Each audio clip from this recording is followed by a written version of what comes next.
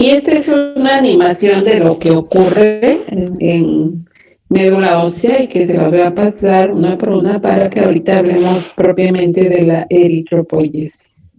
Esto que estamos viendo acá es lo que vamos a describir en un momento, pero cuando ya sale a sangre periférica es una célula que ya no tiene núcleo. Antes de hablar de la hematopoiesis, en hematología, lo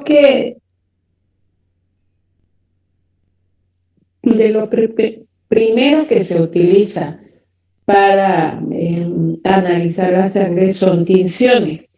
En hematología siempre se inician con tinciones y después desde luego que va avanzando el estudio y que después veremos, pero las tinciones son básicas, tanto para analizar sangre periférica, la muestra que tomamos en nuestro tubo morado, como para analizar médula ósea. Se pueden utilizar inicialmente las mismas tinciones. Eso es lo que llamamos tinciones de Romanovsky y ellas son estos tres tipos principalmente, el colorante de White, Giemsa y Mairungwa. Estos colorantes son mezcla de dos colorantes primarios como son el azul de metileno y la eosina. Y entonces el azul, aunque esté en rojo, ¿verdad? El azul de metileno como colorante primario se considera un colorante básico. Tiñe la parte celular de azul, y cuando vemos esas partes azules en una célula sanguínea, le decimos basófila, y lo que tiñe este colorante principalmente es el ARN ribosomal. Eso significa que está tiñendo, que lo que tiñe representa la síntesis proteica desde el punto de vista de lo que vamos a traducir cuando observamos las células sanguíneas o cuando nosotros los médicos leemos el reporte del laboratorio. La eosina, el otro colorante primario, es un colorante ácido que tiñe en color naranja, y las partes de naranja teñidas por la eosina se llaman eosinófilas. Y lo que tiñe principalmente son proteínas básicas, y entre ellas la hemoglobina y las proteínas de los eosinófilos. Entonces, esos colorantes primarios, esas tinciones de Romanovsky, White, Giemsa o Mairungwa, son, les decía, esas primeras tonalidades en las que nosotros apreciamos en las células y que ahorita vamos a ver. Después, este azul de metileno, ese colorante primario, se oxida, sufre una reacción de oxidación, y entonces surgen los colorantes secundarios. Ahora el azul de metileno se llama azur de metileno, que se considera un colorante básico pero metacromático. ¿Qué significa básico pero metacromático? Tiene varios colores más o menos. Y lo que tiñe, se dice que tiñe moléculas desordenadas en tonalidad azul y moléculas ordenadas, cuando ya están juntitas, en color violeta a rojo. Va en esa tonalidad. Y entonces es cuando empezamos a apreciar nuestras células. Estas células así se ven al microscopio, son células que en primera instancia pues no sabemos exactamente qué célula es, porque ahora sí que se ve de todos colores y sabores. Pero esta imagen nos sirve para que nosotros veamos cómo se distinguen al microscopio los diferentes colores que mencionábamos hace un momento. Entonces la letra A, Damaris, ¿de qué color se ve? ¿De qué color? Azul. Azul. Entonces esto es lo que está tiñendo el azul de metileno, y es lo que le llamamos, ¿cómo le llamamos a la parte azul? ¿Cómo se le llama? Basófilo. Basófilo, exactamente. Entonces, cuando nosotros vemos en una célula una parte azul, estamos diciendo que se ve basófilo. Principalmente se ve en esta tonalidad basófila el citoplasma. ¿Por qué? Pues porque ahí es donde comúnmente está ocurriendo la síntesis proteica. Entonces, esta es la parte basófila. La B,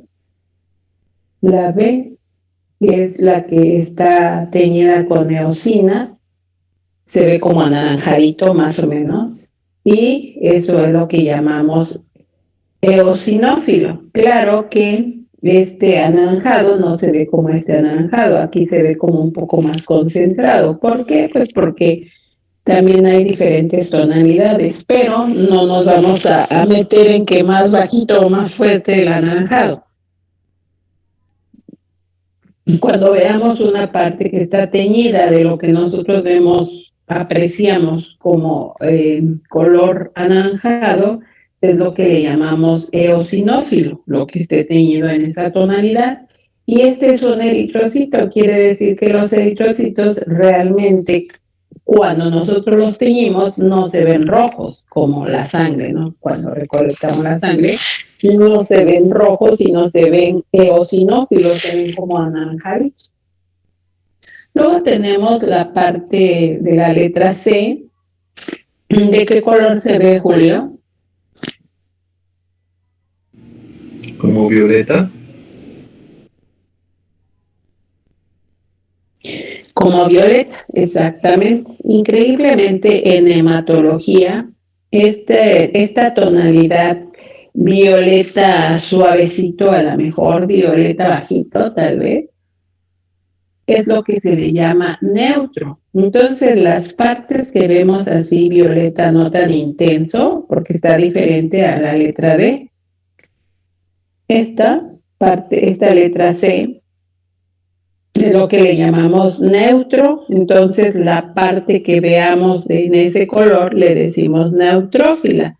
La atracción que siente hacia ese colorante, hacia esa tonalidad. Y luego tenemos la letra D, que también se ve como violeta, pero como más intenso. Y esta D, déjenme ver, por ejemplo, esta que está aquí en la parte central, ¿cómo de qué color se ve? ¿Alguien que me diga? ¿De esta?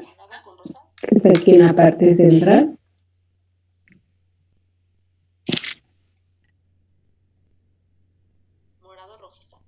Parece rojo de rosita y naranja, ¿no? Yo diría salmón. Creo que sí, Gloria, perdón. Entre rosita y naranja.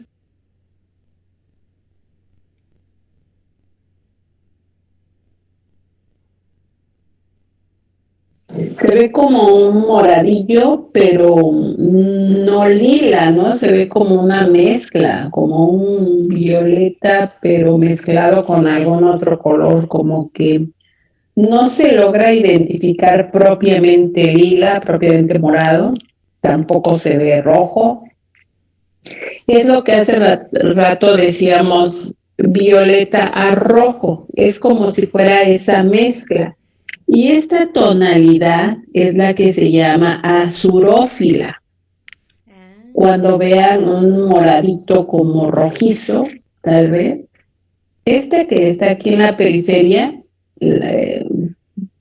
lo que se ve alrededor, ese halo, también si ustedes lo checan, se ve como moradito, pero como mezclado. Azurófila. Y entonces eso es lo que se llama en hematología azurófilo. Entonces tenemos azul, basófila, anaranjada, eosinófilo, cuando se ve moradillo, neutrófilo, y cuando se ve moradito pero como mezclado con un color como más fuerte, es lo que le llamamos también azurófilo. Son los principales tonos que nosotros vemos cuando teñimos a la sangre para ir apreciando las características celulares.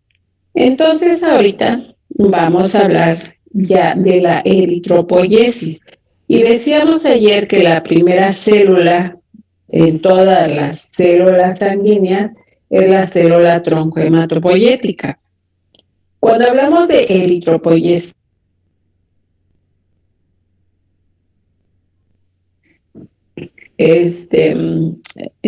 tenemos que ir hablando de sus diferentes etapas de maduración. Entonces, esa célula tronco-hematopoyética, su siguiente nivel de maduración se llama unidad formadora de brotes eritroides. Así se llama la célula cuando alcanza otro paso de maduración. Esa unidad formadora de brotes eritroides sigue madurando y ahora se convierte en una unidad formadora de colonias eritroides. Esa unidad formadora de colonias eritroides sigue su proceso de maduración y se convierte en un proeritroblasto. Esta célula que está al centro es un proeritroblasto. También lo pueden encontrar como pronormoblasto, pero así como la célula madre, ahora su nombre más actual es célula tronco-hematopoyética, también el pronormoblasto, hoy su nombre más actual es proeritroblasto. Es un precursor eritroide. Todos los precursores son células grandes con un citoplasma basófilo, tienen su núcleo, tienen sus nucleolos. Este núcleo tiene unas líneas que se ven azurófilas. Si ustedes ven, como ese color más intenso, azurófilas. ¿Y qué representan estas líneas que se ven aquí? Lo que representa es la cromatina. ¿Y qué es la cromatina? Pues son las cadenas de ADN enrolladas, pero que esas cadenas, lógicamente, que para que ocurra, ¿ustedes llevaron genética? No, ¿verdad? No, doctora.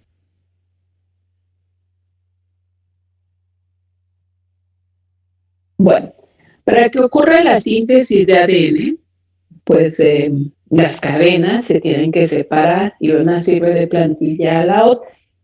Y así sucesivamente. Entonces, cuando está ocurriendo esa síntesis de ADN, pues la cromatina, que es el ADN enrollado, por decirlo así, para que quepa aquí en el núcleo, pues se empieza a desenrollar, se empieza a abrir, y eso está representando que se está preparándose ese ADN, esa cromatina, para poder sintetizar ADN para que pueda ser utilizado durante el proceso de mitosis, durante el proceso de división celular que ocupan las células somáticas.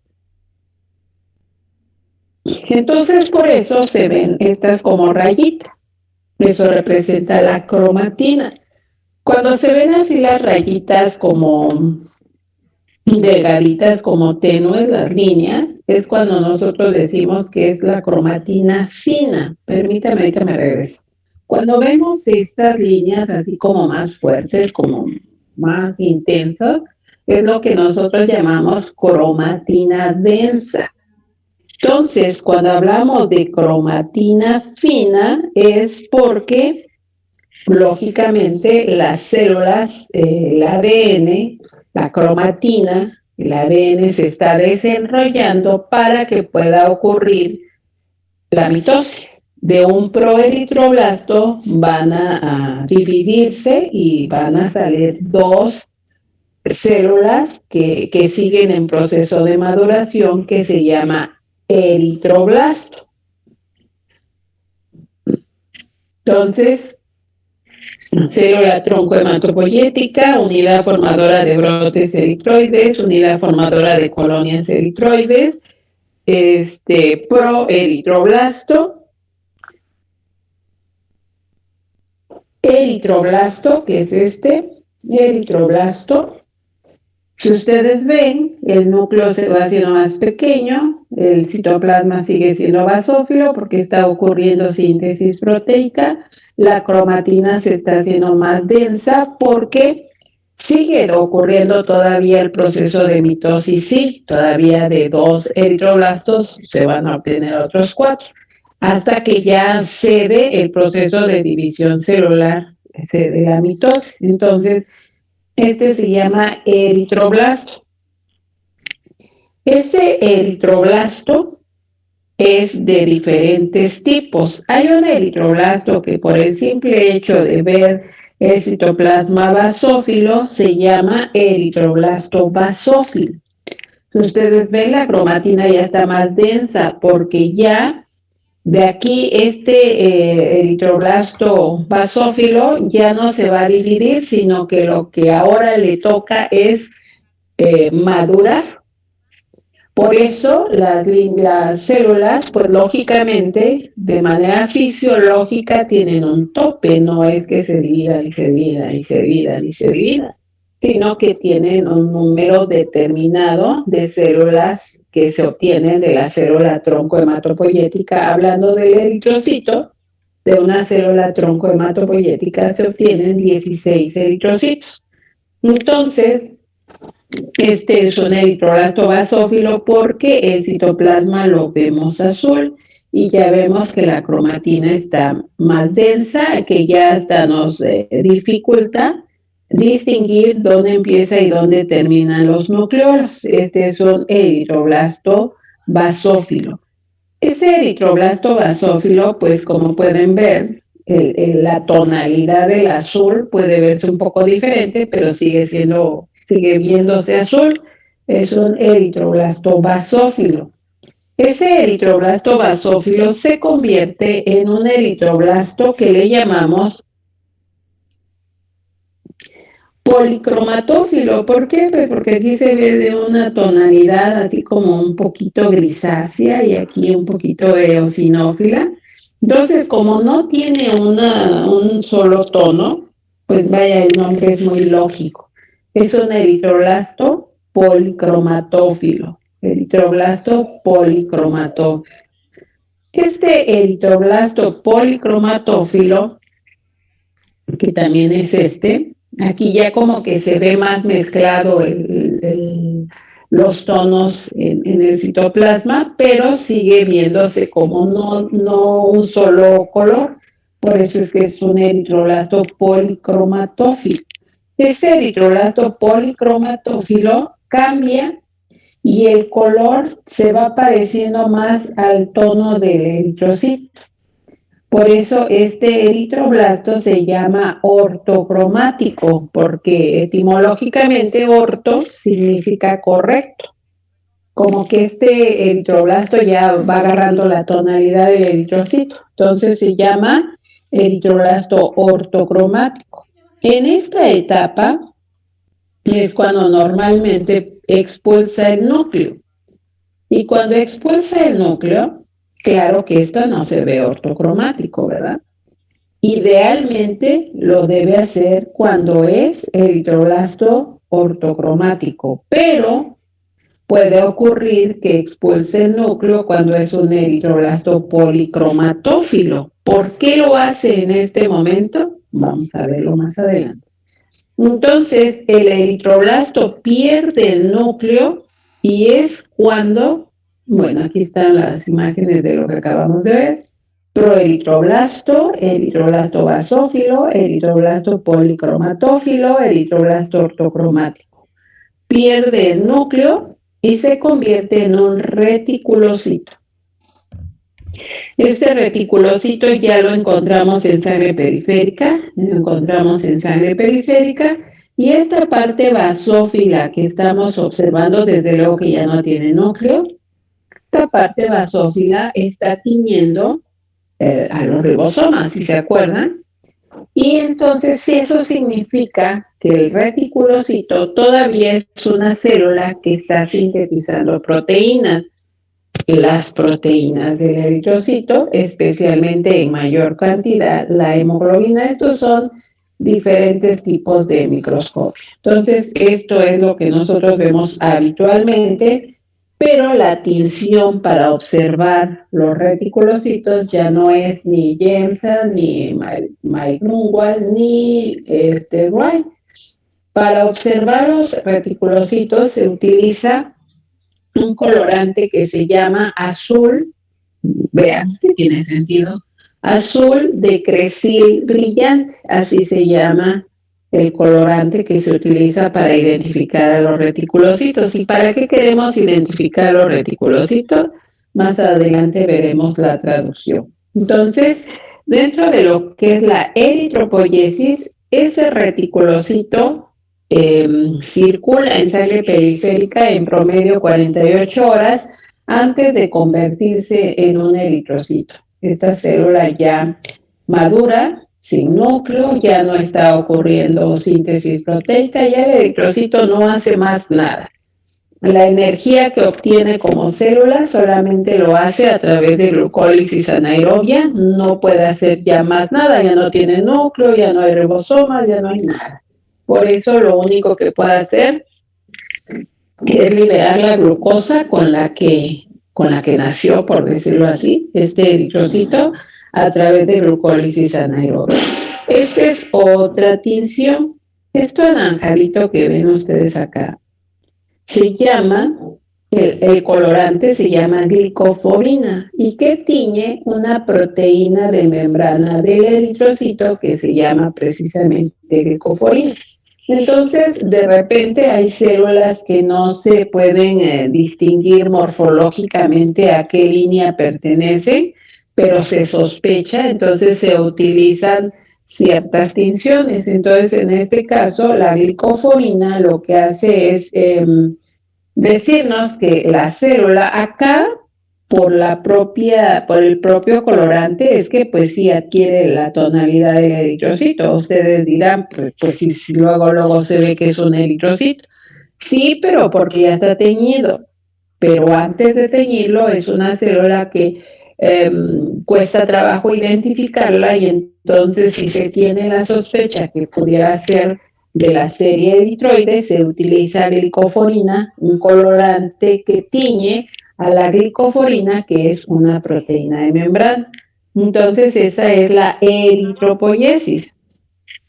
Vamos a regresarnos.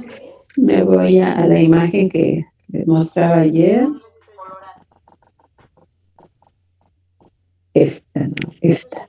Y aquí está la eritropoyesis.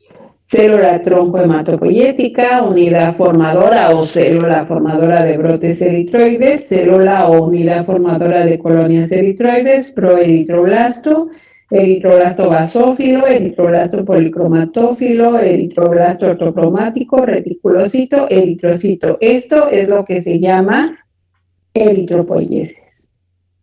Esto es la línea mieloide y la línea linfoide. La línea mieloide o serie linfoide está comprendida por las células granulocíticas, eritrocíticas, monocíticas, megacariocíticas.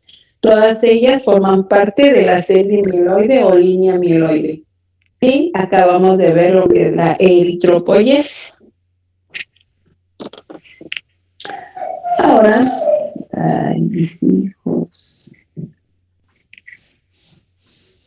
Es que mi perrita quiere estar aquí junto de mí.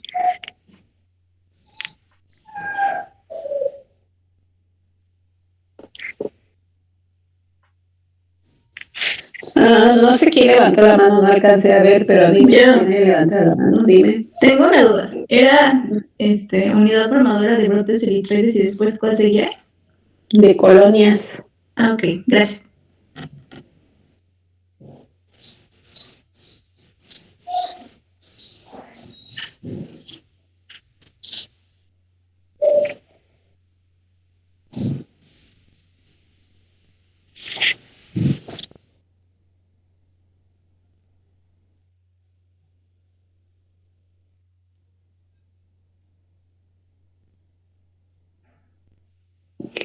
Bueno, en esta línea mieloide entonces decíamos que están la línea granulocítica, eritrocítica, monocítica, megacariocítica. Ya vimos la eritropoyesis, ahora vamos a hablar de la granulopoyesis para la obtención de la línea celular granulocítica. Entonces, otra vez, tiene que empezar con la célula tronco hematopoyética. En este caso, no hay unidad formadora de brotes. De la célula tronco hematopoyética se va a la unidad formadora de colonias granulocíticas, no hay de brotes.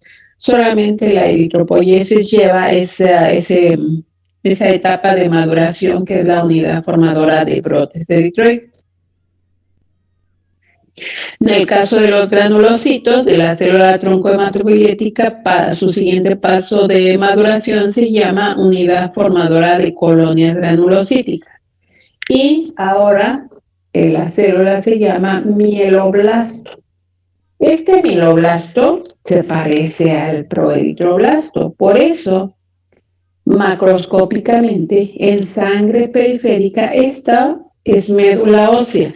En sangre periférica normalmente no se debe de ver absolutamente ninguna célula inmadura, ninguna. En sangre periférica de manera normal. Cuando se observan células inmaduras, pues lógicamente el paciente tiene una enfermedad hematológica que veremos las diferentes más adelante. Pero cuando se logra, cuando se ven células inmaduras en sangre periférica, no es posible decir qué tipo de blasto es, si es un proeritroblasto, si es un mieloblasto, si es un monoblasto, si es un megacardioblasto. En sangre periférica no se puede distinguir, hay que hacerlo en médula ósea. En médula ósea se observan mejor las características celulares y aún así puede ser indistinguible, puede ser que las células sean displásicas, que tengan una anormalidad morfológica que dificulte la identificación al microscopio de tal o cual célula, y es cuando hay que apoyarnos con otras técnicas hematológicas. De momento estamos viendo lo que son las tinciones. Entonces, este mieloblasto, pues si nosotros lo vemos con el proeritroblasto, pues se parece. El citoplasma es pequeño, es basófilo, el núcleo, los nucleolos, la cromatina fina, entonces no hay mucha diferencia. Ese mieloblasto es una célula inmadura, siempre las células inmaduras, ustedes ven aquí eritrocitos, siempre las células inmaduras son mucho más grandes que las células maduras, siempre. Entonces, ese mieloblasto sigue su proceso de maduración y se convierte en promielocito.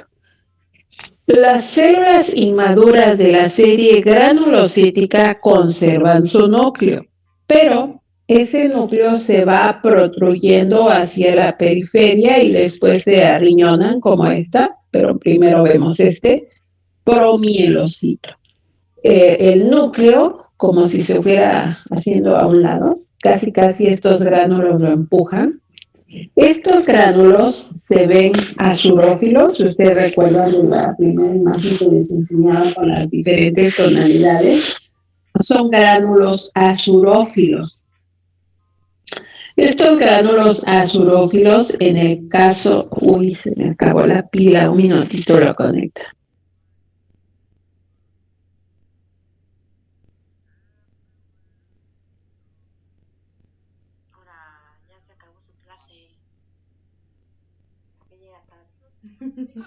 Bueno, mientras les digo, en el caso de la serie granulocítica, esos gránulos primarios, azurófilos, por la tonalidad que se aprecia, esos gránulos primarios que son azurófilos, están representando en la serie granulocítica también la síntesis proteica, son células que lógicamente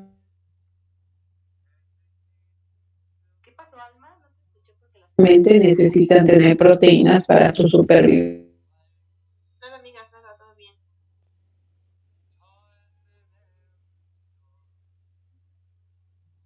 ¿Se trabó o soy yo?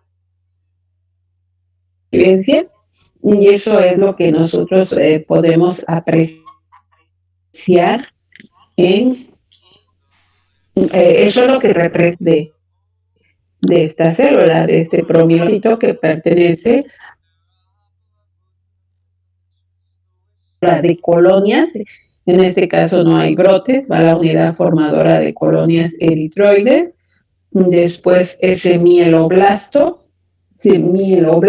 como célula grande, tiene su citoplasma basófilo, tiene sus núcleos, sus nucleolos, y ese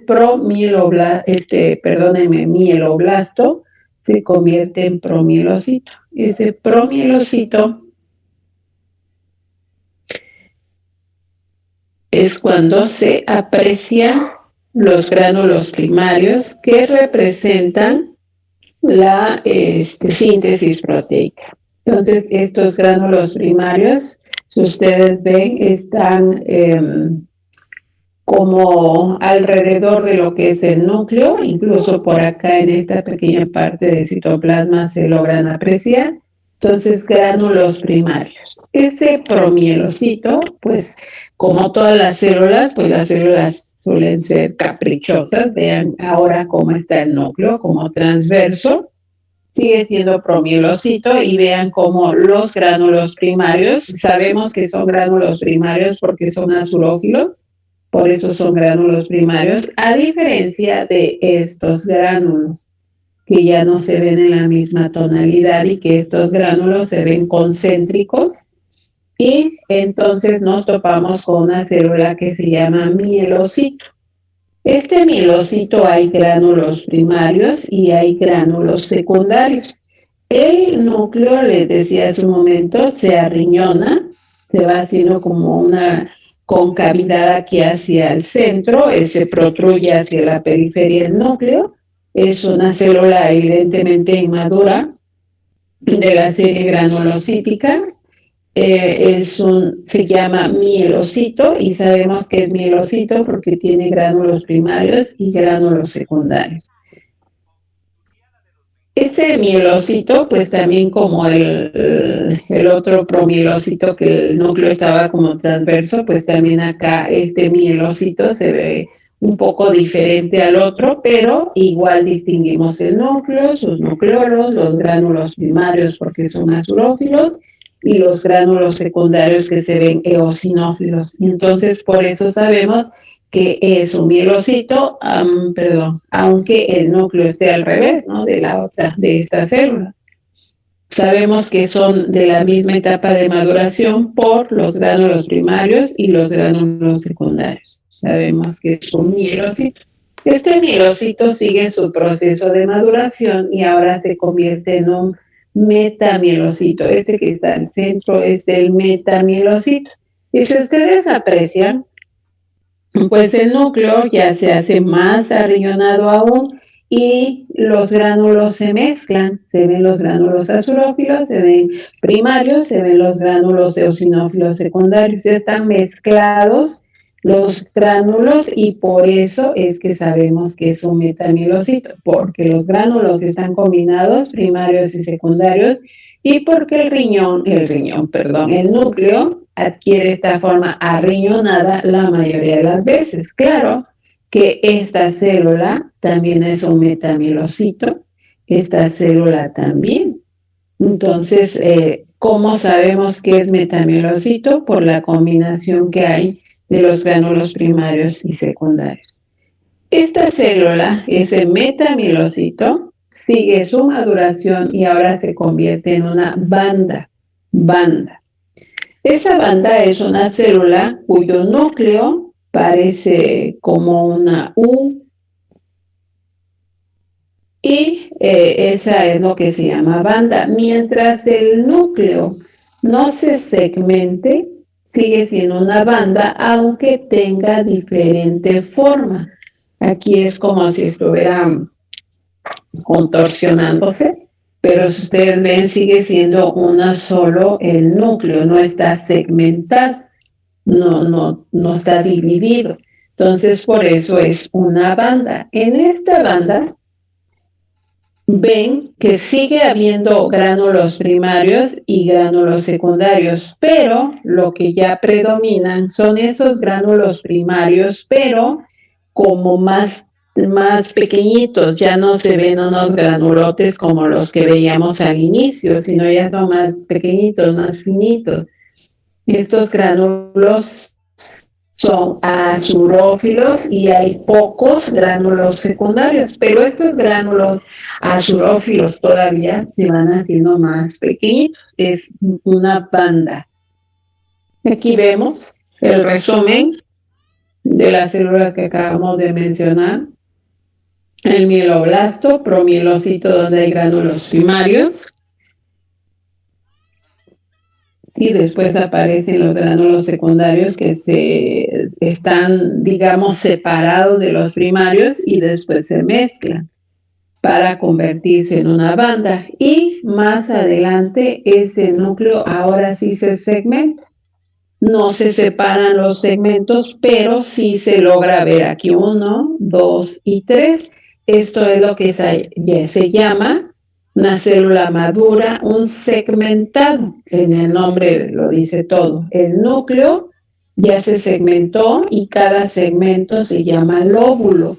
En promedio, una célula madura tiene de 3 a 5 núcleos en promedio. Entonces, este tiene 3, este tiene 4, este tiene 4, y aquí pareciera que no está segmentado, pero acá, lógicamente, al cabo de los años logras apreciar esto.